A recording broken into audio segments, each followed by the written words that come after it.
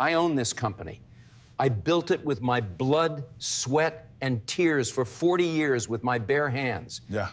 Think about the proudest moment of your life. The moment you worked and sacrificed and prayed for. The moment you finally looked around and said to yourself, I did this. I built this. Nobody handed me anything. Now imagine in a single afternoon discovering that the most important chapter of that story was written by someone else before you even knew the story had started. That is not a hypothetical scenario. That is exactly what happened to Marcus Banks on a Tuesday evening in October of 2024, in a corner office on the 32nd floor of a building in downtown Chicago that he had walked into every morning for 15 years, believing with everything he had that it was his. Marcus Banks was 45 years old, the CEO of a $280 million company headquartered in the heart of Chicago, Illinois. He was the kind of man that other men pointed to when they needed proof that the American dream still worked, that a black kid from the south side of Chicago, the son of a public school principal who worked double shifts so her son could go to Wharton, could walk into a boardroom and not just belong there, but command it. He had spent 15 years building Pinnacle Logistics Solutions from a company that was 3 months from total collapse into one of the most respected mid-market supply chain operations in the entire Midwest. He had done it with his mind, his will, and the kind of relentless discipline that only comes from growing up knowing that the margin for error in your life is much smaller than it is for the person sitting next to you. And on that Tuesday evening in October of 2024, sitting alone in his corner office on the 32nd floor of Pinnacle's Chicago headquarters, Marcus Banks stared at a document that told him something he had never been prepared to hear. The anonymous investment firm that had given Pinnacle its original funding back in 2009, the silent majority shareholder he had always been told was a private family office that preferred to stay out of the spotlight, had a name, a real name, a home address on the north side of Chicago. And Marcus knew that address. He had driven to that address for Sunday dinner twice a month for 16 years, because that address belonged to his father-in-law. Gerald Whitmore had owned the company Marcus ran since before Marcus ever set foot in it, and he had never said a single word. What you are about to read is a story about family, about ambition, about the complicated architecture of love, and about what happens when the man who believed in you more than anyone in the world chose to express that belief in a way that took the choice entirely out of your hands. This is the true story of Gerald Whitmore, Marcus Banks, and the secret that lived at the center of their family for 15 years. Nothing about this story goes where you expect it to go. Before we go any further, we want to hear from you. Let us know in the comments where you are watching from. We would love to hear from you. And do not forget to hit that subscribe button so you never miss any of our upcoming videos. Now let us go back to the beginning. Gerald Whitmore was born in 1953 in Rockford, Illinois, a mid-sized manufacturing city about 90 miles northwest of Chicago that is best known, depending on who you ask, for either its furniture industry or its poverty rate, both of which were defining features of the city by the time Gerald was old enough to understand what they meant. His father, Raymond Whitmore, worked at a tool and die plant for 31 years. He was a reliable, quiet man who smelled like metal shavings when he came home at night, and who never once in Gerald's memory complained about his life, not because his father was content, Gerald would later understand, but because he had long ago decided that complaining cost energy he could not afford to spend. Gerald watched his father absorb the grinding math of a working-class life, decent wages that never quite outpaced rising costs. Your dreams deferred until they calcified into something closer to acceptance. And he made a decision somewhere around the age of 12 that he was going to get out of Rockford. Not because he did not love his family, but because he loved them enough to want to become something they had not been allowed to become. Gerald Whitmore graduated from the University of Illinois at Urbana-Champaign in 1975 with a degree in finance, moved to Chicago, and spent the next decade working his way through the lower and middle tiers of the city's financial services industry, first as a loan analyst at a regional bank, then as an associate at a small investment firm on LaSalle Street, then as a partner at a slightly larger one. He was not a flashy man. He did not wear his ambition on the outside.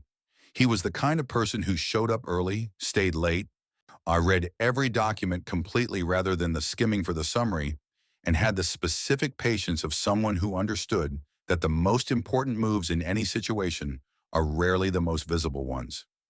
By 1987, at the age of 34, he had saved enough capital and built enough of a track record to launch his own firm, Whitmore Capital Group, from a two-desk office in Chicago's West Loop. The firm specialized in acquiring struggling mid-market companies, stabilizing their operations, and either growing them or selling them at a profit. Gerald was very good at it. He was also very private about it. Gerald married Patricia Ann Calloway in 1979 at a small ceremony in Lincoln Park, and they had one child, Caroline Elizabeth Whitmore, born in 1982. Gerald was not a demonstrative father in the traditional sense. He did not coach Little League or organize camping trips. What he did was teach his daughter to play chess. Every Saturday morning, from the time Caroline was about 6 years old until she left for college, Gerald and Caroline sat across from each other at the kitchen table with a carved wooden chess set that had belonged to Gerald's grandfather, and Gerald taught his daughter how to think 3 moves ahead. He taught her that the most dangerous position on the board is not the one that looks chaotic, it is the one that looks perfectly calm, because the perfectly calm position is the one your opponent has already planned for. He taught her that patience is not passivity, that the player who controls the tempo of the game controls the game. Those lessons were, without question, the most honest thing Gerald Whitmore ever gave his daughter. And they were also, as it turned out, an almost perfect description of the way he had chosen to run his own life. Marcus Alden Banks was born in 1979 on the south side of Chicago in the Englewood neighborhood to Dolores Marie Banks, a woman who had grown up in the same neighborhood, attended the same public schools, and decided at the age of 19 that she was going to become a teacher because teachers were the only adults she had seen, outside of her own mother, who consistently treated the children around them as though they mattered.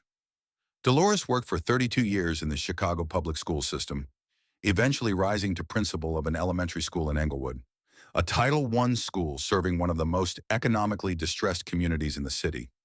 She raised Marcus largely alone after his father left when Marcus was 4 years old, a fact that Marcus rarely discussed publicly, not because it caused him pain, but because he had made a deliberate decision early in his life that his father's absence was not going to be the most interesting thing about him.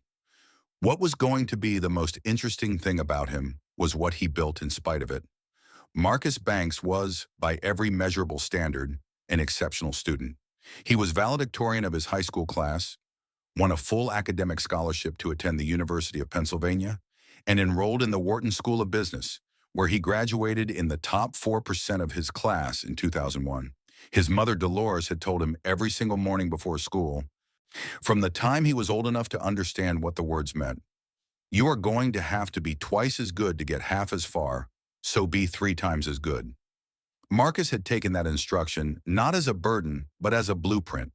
He was organized in a way that bordered on architectural. He was precise.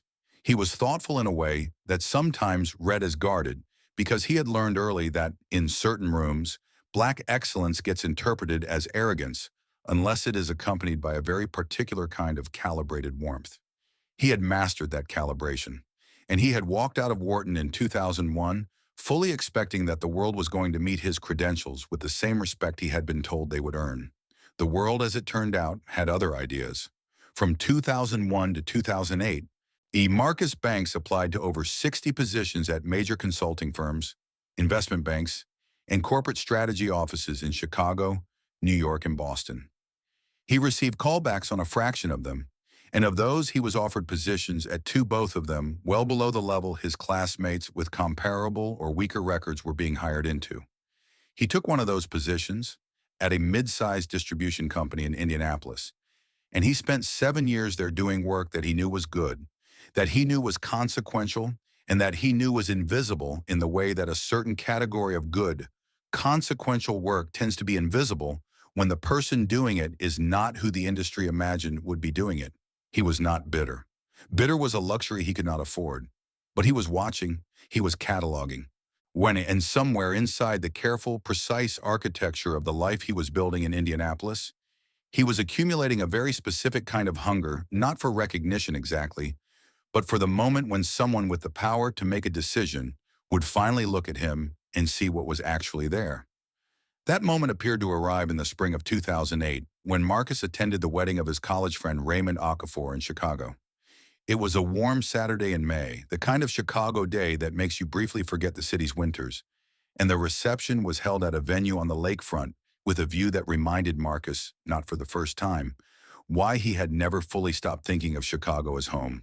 Across the crowded reception room, he met the father of the bride's close friend, a quiet, well-tailored man in his mid-50s named Gerald Whitmore, whose handshake lasted approximately 6 seconds, and whose eyes during those 6 seconds had the quality of a person who is not looking at a surface, but at something behind it. Marcus would think about that handshake later, much later. He would understand, when he finally understood everything, that the 6 seconds of Gerald Whitmore's attention at that wedding reception had set in motion something he had not been given the information to consent to. But on that Saturday in May of 2008, he only knew that he had met a man who had looked at him as though he saw something real. He drove back to Indianapolis on Sunday, feeling, for reasons he could not entirely name, that something was about to change. To understand what Gerald Whitmore did in the spring of 2009, you have to understand something about the landscape of Chicago's business world in the months following the 2008 financial crisis. The crash had been catastrophic across the board, but it had been particularly brutal for small and mid-sized companies that were already operating on thin margins. Companies that had been making enough to survive in good conditions, but did not have the reserves to absorb what the financial crisis threw at them. Pinnacle Logistics Solutions was one of those companies. Founded in 2004 by a man named David Corbin, Pinnacle was a promising freight brokerage and supply chain management firm that had shown real growth in its first 4 years of operation. Nothing spectacular, but steady. The kind of trajectory that suggested the company had a legitimate model and a founder who understood his market. And then 2008 arrived. Corbin's primary financing dried up.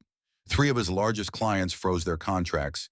And by early 2009, Pinnacle was hemorrhaging cash at a rate that gave it approximately 90 days before it would have to close its doors entirely. Howard Fitch, who had been an early investor in Pinnacle, and who had known Gerald Whitmore since both men were young associates trying to make their names on LaSalle Street in the early 1980s, called Gerald on a Wednesday afternoon in February of 2009 and explained the situation. He needed a capital injection, and he needed a CEO. The board was fractured, the founder had already started quietly looking for an exit, and there was no clear internal candidate to step into the top role. Gerald listened to all of this without interrupting. Then he said, "Give me a week." More, it took him less than that.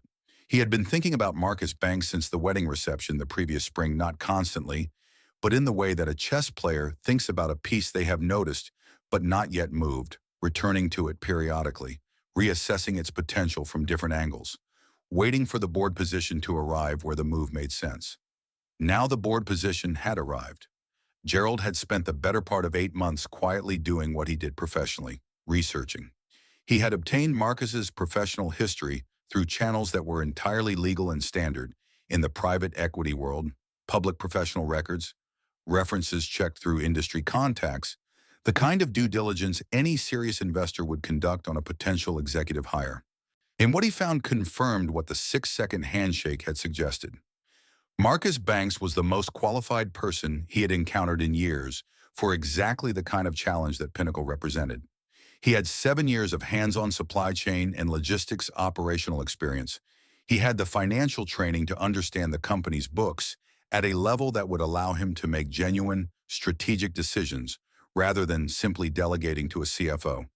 And he had something that Gerald valued above almost every other professional quality: the ability to stay calm inside a problem while everyone around him was reacting to the surface of it. Gerald called Howard Fitch back on a Friday afternoon and gave him a name.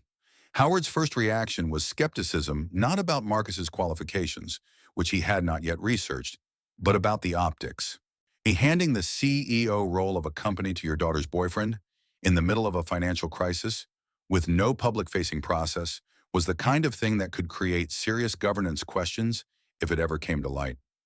Gerald told Howard that the solution was simple. Gerald's involvement would not come to light. He structured the investment through a Delaware limited liability company called Lakefront Holdings, LLC, a shell entity with no visible connection to Gerald Whitmore in any public filing. Lakefront Holdings would inject $4.2 million into Pinnacle in exchange for a 54% controlling interest. Marcus Banks would run the company. Every operating decision would be his. Gerald's role would be to receive quarterly financial reports through his attorney, Eleanor Stanton's firm, will vote on major transactions through the lakefront entity, and otherwise stay completely invisible. Howard told Gerald he was uncomfortable. Gerald told Howard that Marcus would never accept the position if he knew it came from his girlfriend's father, not because Marcus lacked confidence, but because Marcus had spent his entire career building the right to be evaluated on his own merits, and a position that appeared to be the result of a family connection would undermine the very foundation that made it worth taking. Howard considered this for a moment. Then he agreed to make the call. Marcus Banks received a call from a Chicago-based executive search firm on a Wednesday morning in March of 2009. He was sitting at his desk in Indianapolis when his cell phone rang, a 312 area code, which meant Chicago, one which meant something from the city he had left 7 years earlier and had never quite stopped thinking about returning to. The recruiter on the other end of the line told him that a Chicago-based logistics and supply chain company was looking for a new CEO, that the company had strong bones and a difficult recent history, and that based on his professional profile, he was one of 3 candidates the search committee was interested in speaking with. Marcus told her he was interested. He told Raymond Okafor about the call that same evening, describing it as the kind of opportunity that felt almost too well-timed to be real. Raymond agreed that it seemed that way. Neither of them had any idea just how precisely timed it actually was. Marcus went through 4 rounds of interviews over the course of 6 weeks. He met with Howard Fitch, with 2 other board members, with Pinnacle's outgoing CFO, and with the executive search firm's evaluation team. He prepared obsessively, building out a full operational audit of Pinnacle based on limited public financial information, developing a 100-day plan for stabilizing the company's cash position, and constructing a 3-year strategic roadmap that he presented to the board with the kind of clarity and confidence that comes from someone who has been waiting for exactly this moment for a very long time. What Marcus did not know was that at no point in those 6 weeks did Gerald Whitmore's name appear in any document he was shown. The board presentations referred to the majority investor only as Lakefront Holdings, LLC. When Marcus asked, and he did ask, because he was thorough, Howard told him the investor was a family office that preferred to remain anonymous, that this was extremely common in private equity, and that the investor had no interest in day-to-day operations. Marcus accepted this explanation. He accepted the job. He signed his contract in May of 2009 and began as CEO of Pinnacle Logistics Solutions on June 1st of that same year, at the age of 29, believing with every part of himself that he had gotten there on his own. It is worth pausing here to talk about Caroline Whitmore and Marcus Banks, because their relationship is the thread that runs through the center of this entire story and gives it the weight it carries. Caroline Whitmore had met Marcus through a mutual friend during his last year at Wharton, when she was finishing her own law degree at Northwestern. She was sharp and warm in equal measure, a woman who had inherited her father's analytical precision and her mother's emotional intelligence, and who had, in the course of her legal career as a civil rights attorney, developed the specific ability to hold a room's full complexity in her mind at once without letting the complexity paralyze her. She and Marcus had dated for 4 years before he proposed in a quiet moment on the shoreline of Lake Michigan on a Sunday evening in the spring of 2007. They married the following year at the Chicago Botanic Garden. Gerald gave a toast at the reception that he had clearly worked on for weeks, measured, warm, careful in the way that all of Gerald's communications were careful. He talked about Marcus's character. He talked about his dedication. He talked about how proud he was to welcome Marcus into the family. What he did not talk about, because he had not yet done it, was the thing he was already beginning to plan. He had seen Marcus at enough family dinners by then to know that his instinct at the wedding reception the previous spring had been right. The only question was finding the right moment to act on it. Caroline, sitting at the head table listening to her father's toast, felt the particular warmth that a daughter feels when the man she has chosen is recognized by the man who raised her. She had no idea that she was listening to a speech written by the same man who was, in a very real sense, about to decide what her husband's future would look like without asking either of them. Patricia Whitmore had known about Lakefront Holdings, LLC, and Gerald's ownership of Pinnacle from the very beginning. Gerald had told her in the spring of 2009, shortly before the investment closed, sitting across from her at the kitchen table in Lincoln Park on a Sunday morning, while Caroline was at a yoga class and before Marcus had been officially offered the position. He had told her everything: the structure of the investment, the anonymous shell company, the headhunter, the board arrangement, and he had asked her directly to keep his confidence. Patricia had listened to all of it with the careful, receiving attention she had always given to important conversations, and then she had asked Gerald one question before she gave him her answer. She asked, "Are you doing this because you believe in him, or because you want to control what he becomes?" Gerald told her it was the first one.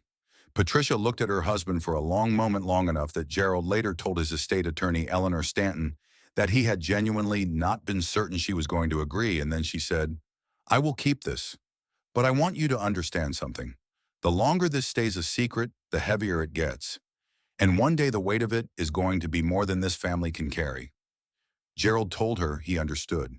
Patricia Whitmore was, by every account of the people who knew her, a woman of significant grace and emotional intelligence. She had managed the particular dynamic of being married to a driven and private man for 4 decades with patience and a kind of competence that the people around her tended to take for granted precisely because she made it look effortless. Keeping Gerald's secret about Pinnacle was the hardest thing she had ever been asked to do, not because the secret itself was shameful, but because of what it required of her at those Sunday dinners. Twice a month, every month, for 15 years. She watched Marcus give a speech at a family dinner in 2016 after Pinnacle was recognized as one of Chicago's top 50 employers for the third consecutive year. When he had stood at the table and talked about what the company represented to him, not just professionally, but personally, as proof that the system could produce the outcome it claimed to promise, if you worked hard enough and refused to accept the definition of your ceiling that other people tried to hand you. Patricia sat across from Gerald during that speech. She had not been able to look at him. She had looked at Marcus and felt something she could not entirely name: pride, certainly because Marcus's achievement was real regardless of how it had started, but also a particular kind of grief for the version of this moment that could have existed if Gerald had simply told the truth from the beginning. There is something that needs to be said about the nature of what Gerald Whitmore maintained for 15 years. Because it is easy to describe it in shorthand and harder to fully reckon with what it actually required of him as a human being. Twice a month, every month, from 2009 through 2024, Gerald and Patricia Whitmore hosted Sunday dinner at their Lincoln Park home. The dinners followed a rhythm that families develop over decades: the same dishes, the same seating arrangement, the same conversational patterns, the same jokes that only land because of context, that only the people at the table share. And for 15 years, every single one of those dinners included the same dynamic: Marcus talking about Pinnacle, and Gerald listening as though he were hearing about the company for the first time, asking questions with the tone of a mildly curious father-in-law, he offering what he described as outside perspective from someone who had spent a career in finance, and then pivoting the conversation back to the food, or the grandchildren, or the Bears game, before Marcus could think too carefully about how specific those questions were, or how precisely calibrated that outside perspective always happened to be. By 2020, 11 years into his tenure, Marcus Banks had built Pinnacle Logistics Solutions into something that the Chicago business press had taken to describing as one of the most impressive turnaround stories in the city's recent corporate history. The company had grown to revenues of $180 million annually. It employed just under 800 people across facilities in Chicago, Memphis, Columbus, and a new hub in Dallas that Marcus had opened in 2019. He had been profiled in Crain's Chicago Business twice, had been named to a national list of top Black executives in logistics and supply chain management, and had delivered a commencement address at Wharton, his own alma mater, in 2021, in which he talked about the South Side of Chicago and his mother Dolores, and the specific texture of ambition that grows in people who have been told, through every structural mechanism available to the society around them, that their ceiling is lower than the one visible to them. The address had been widely shared. Marcus forwarded several of the messages he received about it to Dolores, who printed them and put them on the refrigerator in her Englewood kitchen next to his kindergarten report card. Gerald Whitmore read every one of those Crane's profiles. He watched a recording of the Wharton commencement address on his laptop in his study the week after it was delivered, and then he watched it again. He received the quarterly board reports from Pinnacle and read them with the disciplined attention he gave to all financial documents, periodically noting in the margins something he found particularly impressive. A strategic decision Marcus had made, a contract structure that showed unusual sophistication, an operational change that had produced results the board had not anticipated. He never mentioned these notes to anyone. He had a file of them, organized by year, in a locked drawer in his study desk. It was the closest thing he had ever allowed himself to expressing, in any form, how proud he was. The rest of the time, he sat at Sunday dinner and asked Marcus about Pinnacle in the voice of a man who had no stake in the answer. And Marcus told him, in the voice of a man who had no reason to believe that the person asking the questions already knew them. They had been doing this for so long that it had stopped feeling, to either of them, like the performance it was.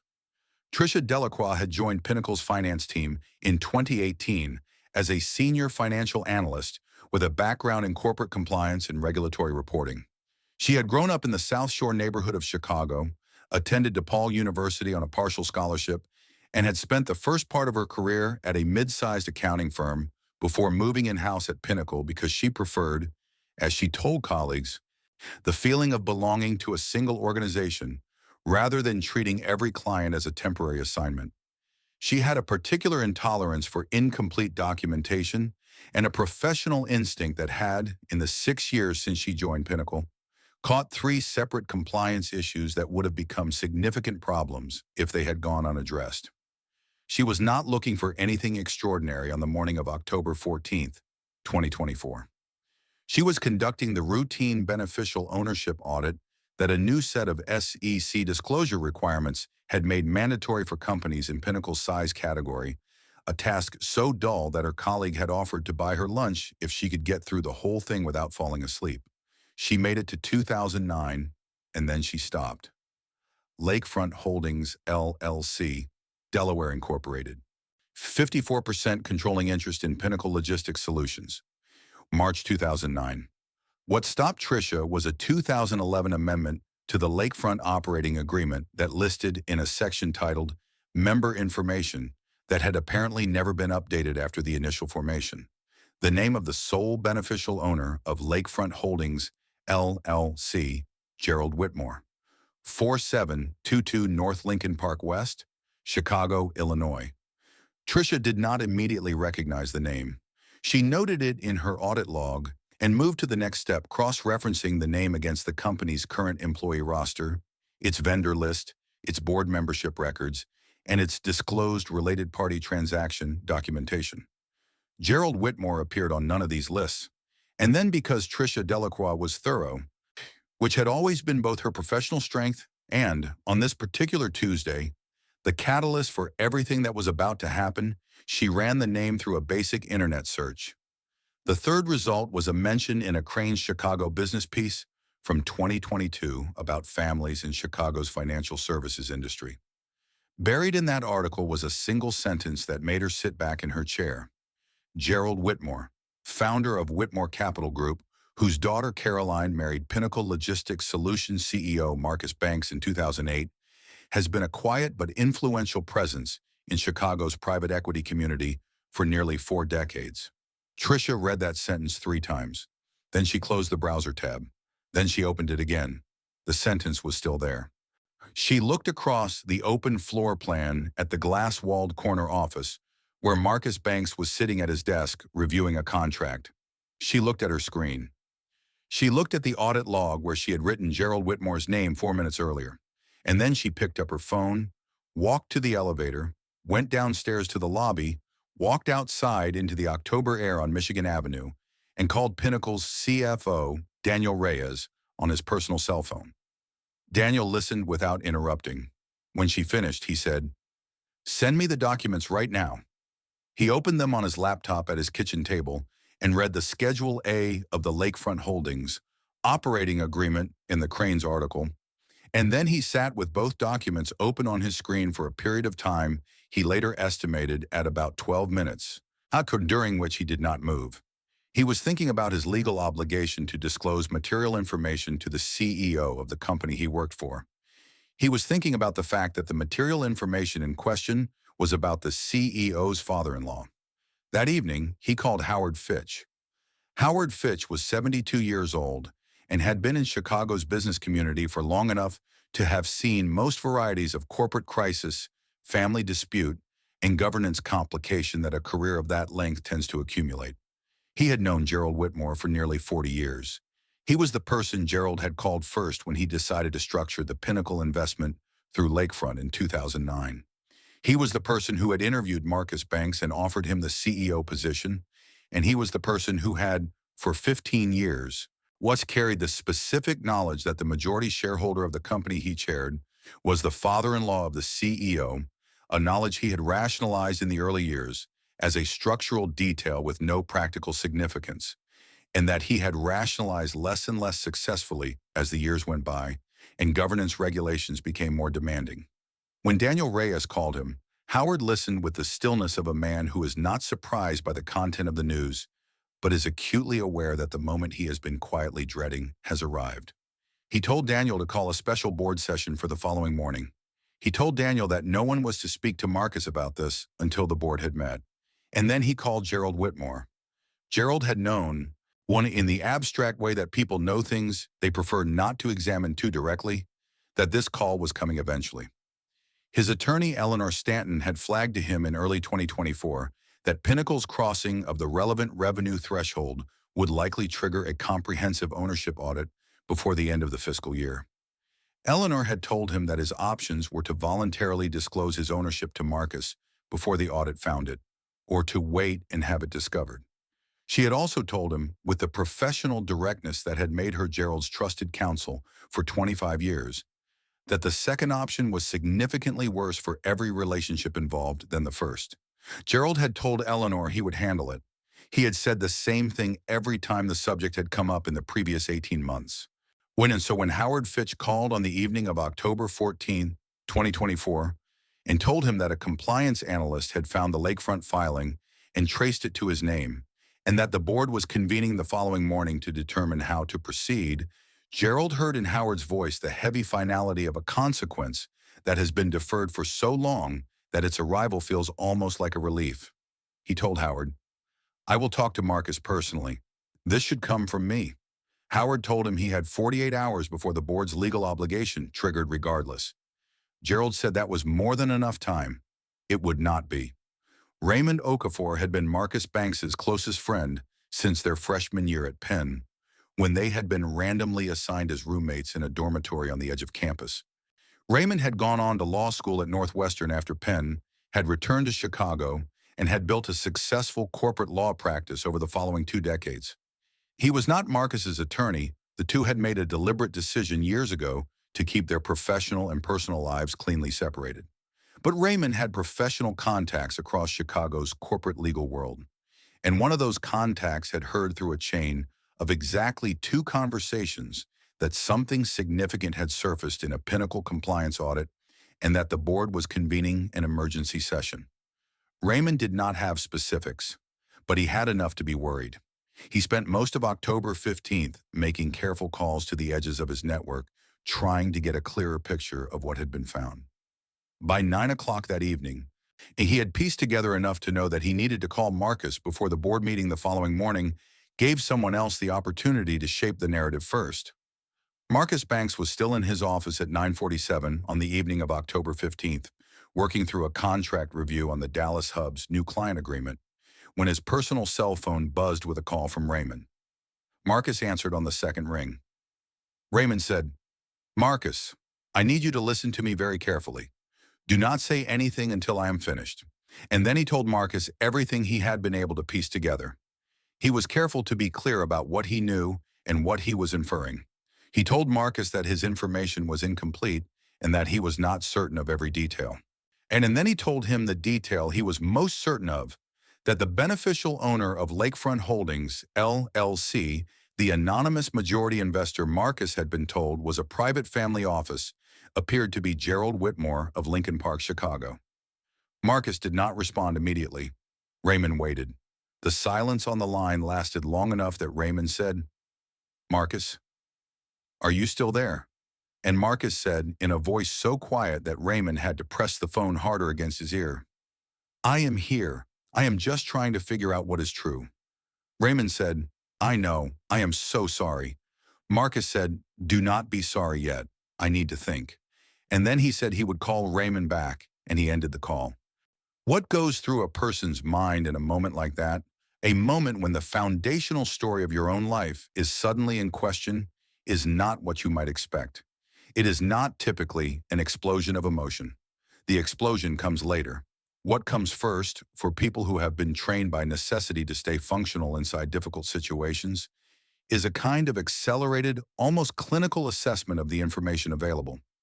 Marcus Banks spent approximately 20 minutes sitting at his desk after Raymond's call, not moving, not calling anyone, simply running back through 15 years of memory with the new variable introduced and watching how it changed the shape of everything he thought he knew.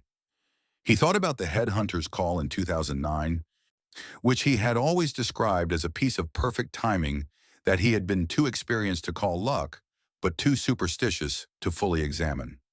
He thought about the first interview with Howard Fitch, who had seemed to know things about Marcus's professional history that a board chair conducting a standard CEO search would not typically have investigated to that level of depth.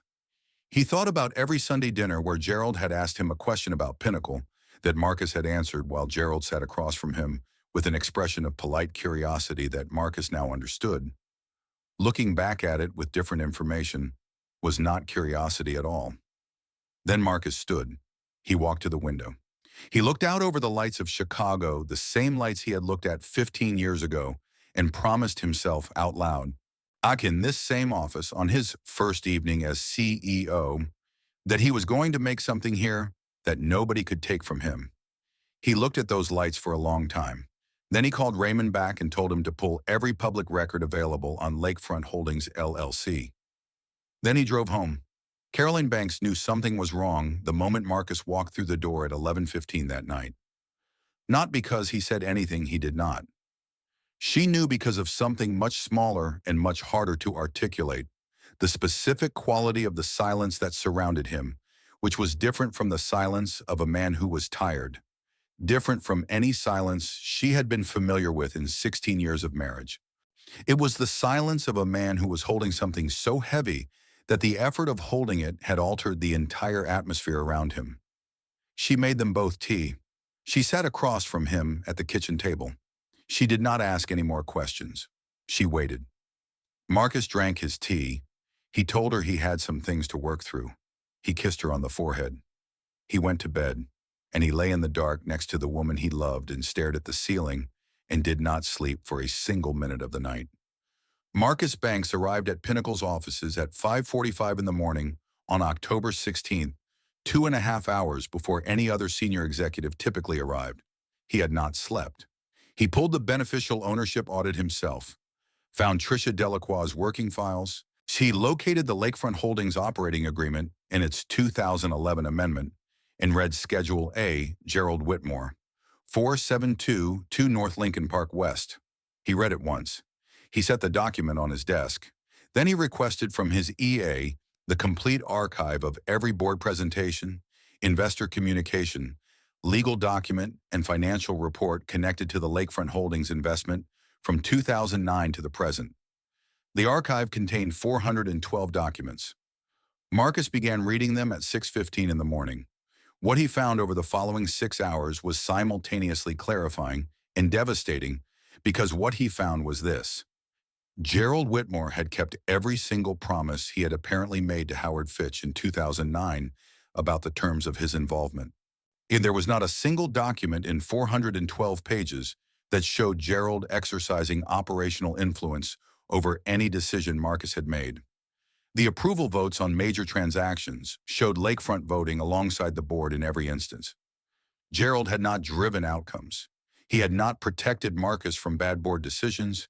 He had not intervened during the 18-month stretch in 2015 and 2016 when a combination of a major client loss and an ill-timed operational expansion had nearly erased the progress of the first 6 years. Gerald had simply watched. He had received his reports.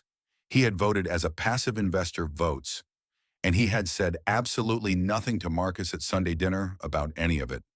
The work, every decision, every recovery, or every contract and expansion and crisis management moment was genuinely Marcus's. The only thing Gerald had done was arrange for Marcus to be given the opportunity to do it, and he had done that in a way that had made it impossible for Marcus to know that the opportunity had been arranged.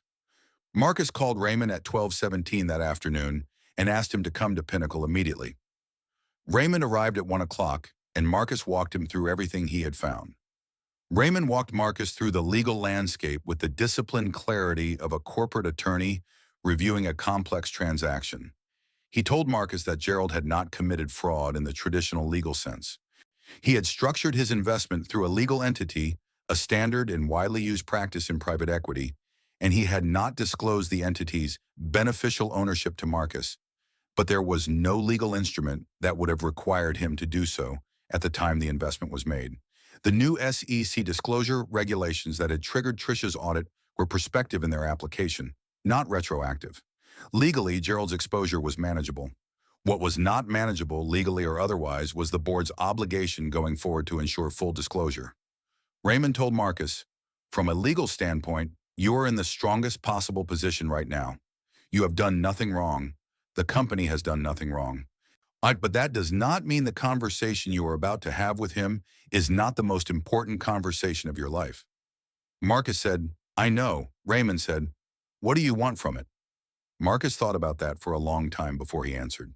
Caroline Whitmore Banks had spent 12 years as a civil rights attorney reading the space between what people said and what they meant. She felt it with Marcus the night he came home. She felt it again the next morning when he left for the office at 5:30. She felt it when she called her mother that afternoon, a routine call, or what was supposed to be a routine call, and Patricia picked up with a brightness in her voice that was approximately 1 degree too deliberate to be natural. And when Caroline asked her casually whether her father had seemed preoccupied lately, Patricia said he was fine with a half-second pause before the word fine that Caroline's 12 years of legal training and 16 years of knowing her mother told her was not the pause of a woman who was thinking about whether her husband was fine. It was the pause of a woman who was thinking about what to say. Caroline ended the call, sat in her home office in Hyde Park, and thought about the shape of all the things that were not being said around her. She sent Marcus a text at 3:45 in the afternoon. "Whatever you are not telling me, I want you to know I can handle it. I just need you to tell me." She did not hear back from him for 4 hours. Marcus Banks called Gerald Whitmore's personal cell phone at 7:58 in the evening on October 16th, 2024, made from his car in the parking garage beneath Pinnacle's office building. Gerald answered on the second ring. His voice was composed, which Marcus had expected. Gerald was always composed. Marcus said, "I have read the Lakefront Holdings documents, all of them." Gerald said, "I know." Marcus said, "When were you planning to tell me?"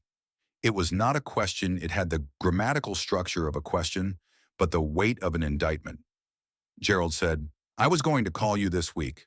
I wanted it to come from me before the board meeting." Marcus said, "The board has already met." Gerald said, "I know that too." There was a silence of several seconds. Then Marcus said, "I need to ask you something, and I need you to answer me without the version of the answer you have been rehearsing for 15 years. Did you do this because you believed in me? Or did you do this because you wanted to own what I built?" Gerald was quiet for a longer moment than Marcus had ever heard him be quiet. And then he said, "I did it because I believed in you. I did it because I watched you for 2 years, and I saw something that the world was not going to see on its own, not quickly enough. And I could not live with watching that go unrecognized when I had the ability to do something about it. That is the whole truth. I did not do it to own you. I did not do it to be able to hold something over you. I did it because I believed in you more than you believed in yourself at that particular moment. And I wanted to give you the room to prove that I was right. And then I was too proud of what you built to find a way to tell you that the room had existed before you walked into it. Marcus said nothing for a moment. Then he said, "Did Caroline know?" Gerald said no, only Patricia. And Marcus said, "Then this conversation is not finished.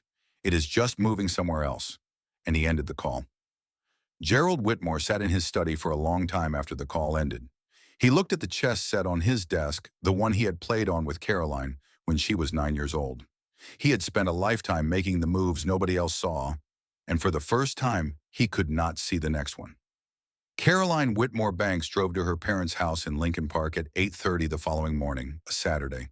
She let herself in with her key and found her mother in the kitchen making coffee in the particular focused way that Patricia made coffee when she was thinking hard about something, measuring the grounds precisely, and waiting for the water to reach exactly the right temperature, doing the small physical ritual of it with the attention of someone who needed her hands to be occupied while her mind worked through something difficult. Caroline sat down at the kitchen table and waited until her mother had poured 2 cups and sat across from her. Then she said, very quietly and very directly, "Mom, tell me what Dad did." Patricia set her coffee cup down. She looked at her daughter, and then she told her everything beginning to end, without softening, without the careful edits she had applied to this story in her own mind for 15 years, whenever she came close to articulating it to herself. She told her about the lakefront holding structure, about the headhunter, about Gerald's belief in Marcus, about the decision to keep it anonymous, about the Sunday dinners, about the 15 years of quarterly reports that arrived at Eleanor Stanton's office and were forwarded to Gerald's home office, where he read them and said nothing to anyone. She told Caroline about the night in 2016 when Marcus gave that speech at the family dinner about self-determination, and she had not been able to look at Gerald. She told her about the weight of it and what it had cost and the way it had created a particular distance between her and Gerald that neither of them had ever fully named. When Patricia finished, the kitchen was very quiet. Then Caroline said, "Did he think he was doing Marcus a favor?" Patricia said, "Yes. He genuinely believed that. That was never in question. The question your father never asked himself was, at what cost and to whom?" It was, Caroline would later say, the most honest thing her mother had ever said to her. Caroline sat at that kitchen table for a long time after her mother finished. She was not only thinking about Marcus and what he was carrying, she was thinking about herself, about the stories she had told at dinner parties and to friends, and to her own children about the man she was married to, the man who had built something extraordinary from almost nothing. She had loved that story. She had believed it with the certainty of a woman who had watched the person she loved work for something and earn it and hold it. And the story was still true. That was the strange thing. The story was still true. It had just acquired a layer she had not been given the chance to see. And the confrontation that had been building for 15 years took place at the Whitmore house in Lincoln Park on the evening of Sunday, October 20th, 2024. Caroline had called her father after leaving her mother's kitchen that Saturday morning and told him, in the controlled and precise voice that she reserved for the most serious conversations of her life, that she needed all 4 of them at the dinner table on Sunday evening, and that the grandchildren would not be there, and that she expected everyone to be prepared to tell the truth. Gerald said he would be there. Marcus, when Caroline called him, said he would be there too. Patricia made dinner because that was what she did. She made the lamb that Gerald liked and the sweet potato dish that Marcus had requested the first time he ever came to Sunday dinner 16 years ago, and that had become a permanent fixture of the table ever since, a detail that made her eyes fill briefly while she was cooking, before she composed herself and went back to paying attention to the temperature of the oven. The 4 of them sat down at 6 o'clock. For the first few minutes, nobody spoke.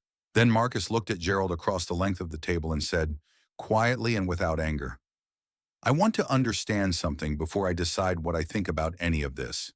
I do not want you to explain what you did. I understand what you did. I want you to explain why you believed you had the right to make that decision for me." Gerald had spent 4 days preparing for this moment. He had thought about it carefully, constructing arguments and counter-arguments in his mind, anticipating the questions Marcus might ask, rehearsing versions of his explanation that presented his reasoning in the most sympathetic and comprehensible light. He had run through several of those versions and found all of them insufficient, not because they were inaccurate, but because they were too constructed.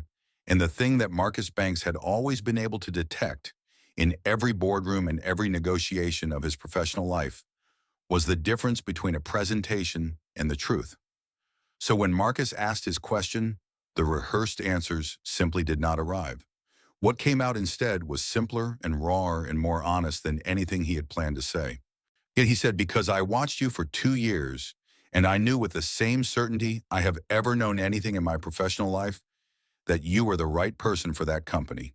And I knew with equal certainty that the world was not going to tell you that on its own. Not quickly enough. Not in a way that would have given you the kind of platform you deserve. So I created the platform, and I made it anonymous because I knew that if you knew it came from me, you would never take it. Not because you lacked confidence, because you had spent your entire life building the right to be evaluated on your own terms, and a position that looked like a family favor would have undermined everything you had worked for before you had the chance to prove what you could do with it. I was not trying to own you. I was trying to get out of your way while simultaneously opening the door. I was wrong to take that choice away from you. I know that now in a way, I was able to avoid knowing it for 15 years. But Marcus, I was never wrong about you. Not for a single day. Marcus was quiet for a long time. Long enough that the silence became a presence at the table. When he spoke, he did not raise his voice. He never raised his voice.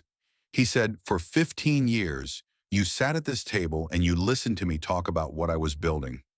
You sat here and you asked me questions about Pinnacle, and I answered them honestly, the way I answer everything honestly, and you listened to me talk about self-determination and about what it meant to prove that the system could produce the outcome it promised. You were at the Wharton commencement when I gave that speech. You were in the front row. You told me afterward that it was the best thing you had ever heard me say. And the whole time, you were sitting in the audience as the majority shareholder of the company I described building myself. Gerald said, yes. Marcus said, was that easy? Gerald looked at his hands. He said, no. It was the hardest thing I have ever done because I was proud of you.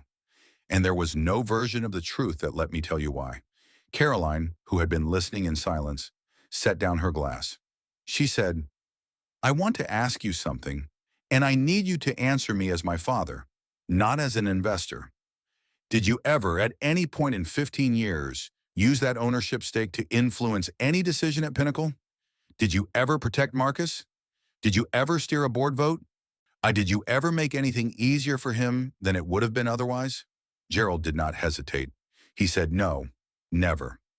I was a passive investor from the moment he was hired. The only thing I ever did was vote against a 2017 acquisition I thought was overpriced, and I was overruled by the board. And I said nothing to Marcus about it. Caroline nodded slowly. She said, then you created him. You just did not run him. Gerald said, that was always the plan. Caroline looked at her husband. She said, Marcus, he believed in you before you had anything to prove it with. That does not diminish what you built. It explains why someone with resources and no emotional incentive to risk them chose to bet everything on you. Marcus was quiet. Then he said, it would have been enough just to tell me. And Caroline very softly said, I know. Dad, it would have been enough just to tell him. At some point during the dinner, Marcus reached into the folder he had brought to the table and slid a document across to Gerald. It was a letter from Pinnacle's board, prepared with the assistance of the company's legal counsel, outlining two paths forward. The first path was a negotiated buyout of Lakefront Holdings, ELLC's majority stake in Pinnacle, at a current market valuation that Gerald's own financial advisors had estimated at approximately $63 million. Under this path, Gerald would exit the ownership structure completely, the transaction would be disclosed publicly as a routine investor exit, and Lakefront Holdings would be dissolved. Marcus would continue as CEO of a company in which his father-in-law held no financial interest whatsoever. The second path was full voluntary disclosure, a public filing registering Gerald Whitmore as the beneficial owner of Lakefront Holdings and the majority shareholder of Pinnacle, accompanied by a new governance agreement that explicitly and permanently prohibited any form of operational involvement, and a restructured board arrangement that would require all major transactions to be approved through a process that was both fully documented and fully transparent. Both paths were legally clean. Both paths were available. What the document did not say, but what Marcus had made clear in the phone call 3 days earlier, was that there was no third path, no version of continuing as they had been, with the secret held and the Sunday dinners proceeding as though none of this had happened. Well, Marcus told Gerald he had two options and that he was not offering a third. Gerald held the document in both hands and read it carefully. Then he set it down on the table and looked at Marcus. He said, "What do you want me to do?" It was, in its way, the most significant question Gerald Whitmore had asked in 15 years, not because the choice itself was unclear, but because it was the first time he had given Marcus the information necessary to make a choice, and then actually asked him to make it. Marcus said, "I want you to let it be mine. Whatever you decide, whichever path you choose, I want the outcome to be one where what I have built is fully, undeniably, documented mine. I do not need you out of my life. I do not need you out of this family. But I need the record to be clear. I need to know, and I need the world to know, and that the decisions I made at Pinnacle were my decisions. That the company I built is the company I built. If you want to be part of this, be part of it in the open. Let it be real." Gerald looked at his son-in-law for a long time. Then he said, "I can do that." Gerald Whitmore spent the following week in conversations with Eleanor Stanton, working through the legal and financial implications of both paths. Eleanor told Gerald with the direct honesty that had always characterized their relationship, that she had never been in this specific situation before, and that the specific situation required him to think not just about the legal and financial dimensions, but about what the choice was going to mean for his family. Gerald thought about the buyout option, the clean exit, the $63 million, the dissolution of Lakefront, and the end of any formal financial connection to Pinnacle. He thought about what that would mean, that his investment in Marcus would be over, that the relationship would continue but the financial chapter would be closed, and that Marcus would have what he had asked for, a company with no hidden ownership. He thought about this option for 3 days, and then he made a different choice. Gerald Whitmore chose to stay. Not because of the money. He chose to stay because leaving felt, to him, like a way of retroactively making the whole thing smaller than it was. He had believed in Pinnacle for 15 years. He had believed in Marcus for 15 years. Walking away from that investment now, the moment the truth was out, felt like a disavowal of the thing he had actually done, which was not a crime and not a fraud, but a complicated, imperfect expression of real belief. He filed the voluntary disclosure. On November 4th, 2024, Whitmore Capital Group and Pinnacle Logistics Solutions jointly filed a voluntary beneficial ownership disclosure with Illinois business regulatory authorities and the relevant federal regulators, formally registering Gerald Whitmore as the beneficial owner of Lakefront Holdings, LLC, and the majority shareholder of Pinnacle Logistics Solutions. The filing included a statement from Pinnacle's board affirming that Lakefront Holdings, LLC, had maintained a passive investor position throughout the company's history and had exercised no operational influence over any decision made during Marcus Banks' tenure as CEO. It included a new governance agreement explicitly and permanently codifying the passive nature of the investment, and it included a statement from Marcus Banks, not a press release, not a prepared corporate communication, but a statement written by Marcus himself that said, in its entirety, Pinnacle Logistics Solutions was built by the people who work here, the clients who trusted us, and the decisions we made together over 15 years. The ownership structure disclosed today does not change any of that. What I built is what I built. I know what it cost and what it required, and I know that no document changes it. The Chicago business press covered the disclosure briefly. There was no scandal. What there was, in the days that followed, was a quiet recalibration across every relationship that this story had touched. Marcus drove to Englewood on the Sunday after the disclosure filing, the day after it had gone public, and told his mother everything. He sat across from Dolores Banks at the kitchen table, where she had sat across from him every morning for the first 18 years of his life, telling him to be 3 times as good. And he told her the story from the beginning. Gerald and the wedding reception, the headhunter's call, the lakefront structure, the 15 years of Sunday dinners, Trisha's audit, Raymond's phone call from the parking garage, the document on the dinner table, Gerald's choice to disclose rather than exit. Dolores Banks listened to all of it the way she had listened to every important thing Marcus had ever told her, with the full, receiving, a judgment-suspending attention of a woman who had spent her professional life understanding that you cannot help anyone work through a situation until you understand the situation completely. She did not interrupt. She did not react visibly until he had finished. And when he had finished, she was quiet for a moment, in the way that people who have earned the right to take their time before they speak tend to be quiet. Then she said, "Marcus, I want to ask you something. Before any of this came out, before the audit, before Raymond's call, before any of it, were you good at your job?" Marcus said, "Yes." She said, "Did you make decisions that were yours? Did you build something real? Did you work for it the way I raised you to work for things?" He said yes to all of it. She said, "Then I want you to hear me. A man with resources and judgment chose to place a bet on you before you had proof. He did it wrong. He did it without your knowledge, and that matters, and you have every right to feel what you feel about it. But the 15 years after that phone call, every decision, every contract, every person you hired, and every crisis you managed, and every expansion you built, that was yours. Gerald Whitmore did not do any of that. You did. And nothing that was filed with any regulatory authority in November of 2024 changes a single day of what those 15 years actually were." Marcus sat with that for a long time, and then he put his head on his mother's shoulder the way he had done as a child, when the weight of something was bigger than he knew how to carry alone. And Dolores held her son and said nothing more. Hey, because she had already said everything that needed to be said. Tricia Delacroix received a formal commendation from Pinnacle's board in November of 2024 for her diligence in conducting the beneficial ownership audit. She was offered a promotion to Senior Director of Finance. She declined it. She told Daniel Reyes that she appreciated the recognition, but preferred to remain in her current role because the work she actually loved was the work she was currently doing, reading documents completely, finding things that should not be where they were, asking the questions that most people found too tedious or too risky to ask.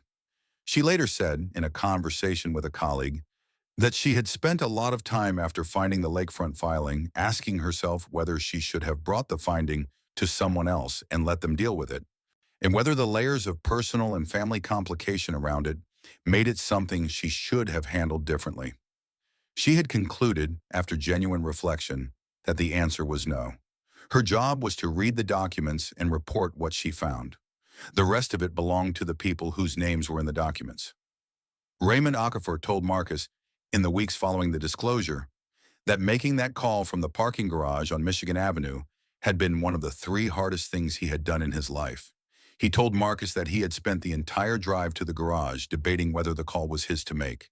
There was a version of the argument in which the right thing was to wait to let the board process play out, to let Gerald have the conversation he had told Howard he was planning to have, sure, to let the principals navigate it on their own terms. He had considered that version seriously, and then he had thought about what Marcus would want, not what Marcus would thank him for later, but what Marcus would genuinely want in the moment. And he had concluded that what Marcus would want was the information as quickly as possible, so that Marcus could control his own response to it, rather than having the response controlled for him by the sequence of events that others had set in motion. Raymond had given Marcus the information. Marcus had controlled his response, and Raymond thought, looking back on it, that the outcome had been better than any version he had been able to imagine from that parking garage, not perfect, not painless, but better. As of the spring of 2025, Marcus Banks remains CEO of Pinnacle Logistics Solutions, Summit, which has continued to grow under his leadership, with revenues crossing the $280 million threshold in the fiscal year ending March 2025, and a management-led buyout process currently underway that, if completed, would result in Marcus owning a controlling stake in the company for the first time in its history, funded by a private equity partner who has no connection to Gerald Whitmore. Gerald Whitmore continues to hold his stake through Lakefront Holdings, LLC, under the terms of the new governance agreement, receiving his quarterly reports through a fully disclosed and transparent process. He and Marcus still have dinner at the Lincoln Park house twice a month. People who are close to both of them say the dinners are different now, quieter in some ways, more honest in others, with a quality of real conversation that was not present before, in the way that real conversation requires both people to be holding the same version of reality. Patricia says she finds the new dinners harder to sit through than the old ones were because there is no longer anything to manage, which means there is also no longer anything to hide behind. She also says she prefers it. Caroline has returned to civil rights consulting work on a part-time basis and says that the experience of the past year has reinforced something she already believed professionally but had not fully applied to her own life, that the stories we tell about ourselves are always incomplete, and that living with a more complicated version of your own story is not a loss. It is, when you can manage it, a form of honesty that makes everything else realer. And there is a question at the center of this story that Gerald Whitmore was never fully able to answer for himself, and that question is this: at what point does belief in someone become a decision made for them? Gerald believed in Marcus Banks before anyone else with the power to act on that belief had done so. That is documented. That is real. He also chose, in expressing that belief, to remove from Marcus the agency to accept or refuse the opportunity that belief created.